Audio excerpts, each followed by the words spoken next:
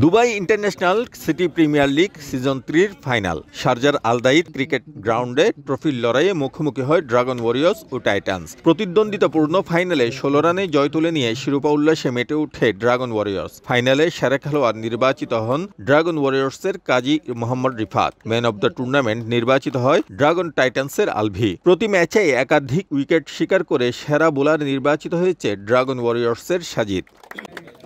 6 দলের এই টুর্নামেন্ট মাঠে গড়ায় 1 মাস আগে। পুরস্কার বিতরণী অনুষ্ঠানে টুর্নামেন্টে অংশগ্রহণ করা সব দলকেই পুরস্কৃত করা হয়। উৎসাহ দেওয়ার জন্য আমরা এই ধরনের খেলার আয়োজন করি এবং বাংলাদেশের ভাবমূর্তি উজ্জ্বল থাকবে এবং তরুণ সমাজ বিভিন্ন ক্রাইম জগৎ থেকে দূরে থাকবে। তরুণ সমাজ খেলাধুলায় যেভাবে এগিয়ে যাচ্ছে, তাদের অলওয়েজ আমাদের যারা কমিটির সম্মানিত ব্যক্তিবর্গ আছেন তারা যেভাবে এগিয়ে আসতেছে, আমি তাদেরকেও ধন্যবাদ জানাই।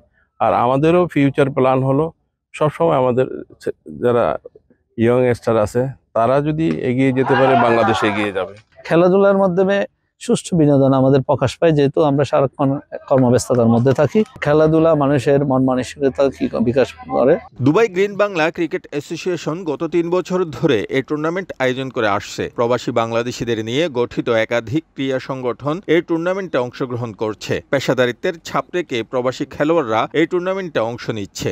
আলহামদুলিল্লাহ রানার আপ হয়েছি এবং সামনে চেষ্টা করবো আরো ভালো কিছু করার। ক্রিকেট বলেন, অন্যান্য খেলা বলেন, এগুলির মধ্য দিয়ে আজকে প্রবাসের মাটিতে আমাদের ভাবমূর্তিটা উজ্জ্বল হচ্ছে।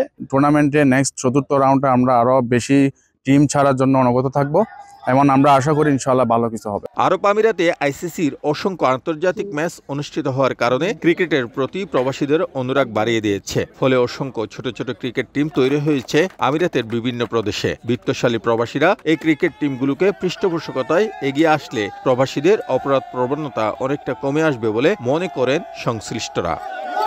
কাজের ফাঁকে প্রবাসী বাংলাদেশিরা আমিরাতের বিভিন্ন প্রদেশে এই ধরনের খেলাধুলার আয়োজন হরহামেশাই করে থাকে। সঠিক পরিচর্যা পেলে এখান থেকে অনেক খেলোয়াড় জাতীয় দলে সুযোগ পেতে পারে। শিবলাল সাদিক, সময় সংবাদ, দুবাই, সংযুক্ত আরব আমিরাত।